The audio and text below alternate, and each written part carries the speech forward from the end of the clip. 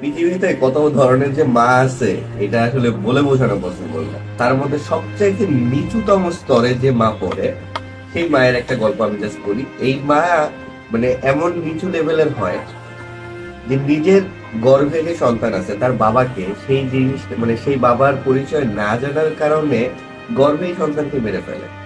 এইরকম নিচু স্তরের মা থাকে পৃথিবীতেই আছে। আমি তো বাবা হিসাবে যথেষ্ট খারাপ। আমি আমার সন্তানদের খোঁজ খবর নেই না।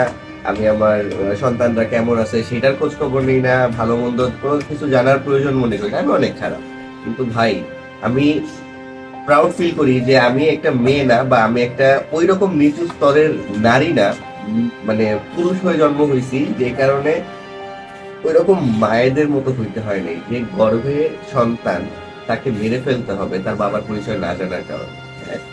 তো আমি বাবা হিসেবে যতটুকু কি খারাপ হই না কেন, মা হিসেবে এতটা ঘৃণিত না, এতটা জঘন্য মা না, এতটা জঘন্য বাবাও না।